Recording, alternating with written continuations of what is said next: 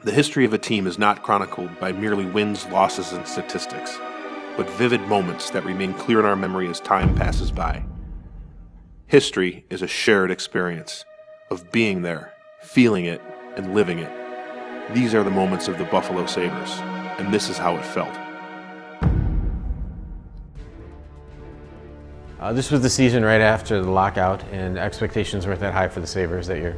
It was a lockout, and we're that small franchise team with no players, and of course we weren't supposed to do anything. We were picked as last with a line about no free agent pickups, and it was going to be a long, cold winter in Buffalo.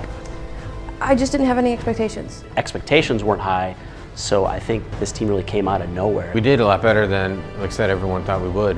I think you started believing, it's like, okay, they got into the playoffs. Going in, we were cautiously optimistic, as we Buffalo fans are. They beat Philly.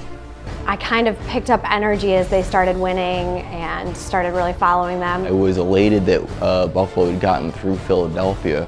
But then we were going against Ottawa, and they kicked our butts most of the season.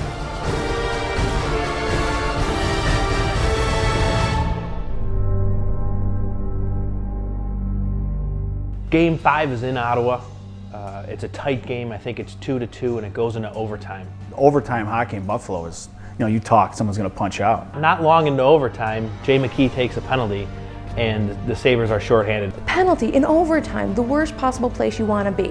And I remember it was a pretty innocuous play. I know Pominville picked up the puck on the Put it out to center ice to Pominville. I remember him going down the wing.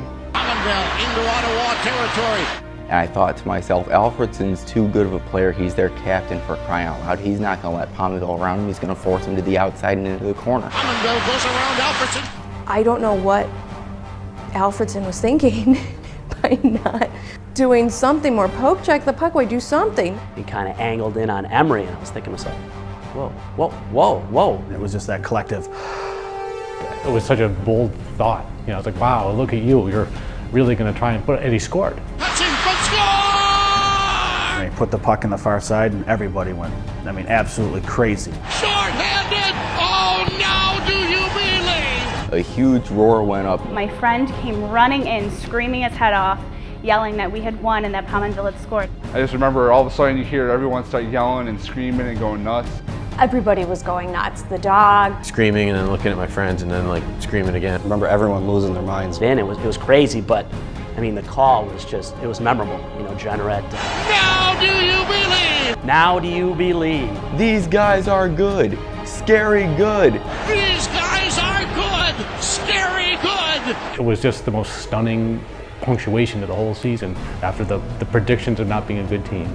A player who wasn't supposed to be in the league, being against the team that was supposed to take everybody out, to being down a player, all that stuff just getting dumped into the net. And you got to the point where that one hit. You got to the point where this is the team. I've never felt that the Stanley Cup was, I was like, we're going to win the Stanley Cup.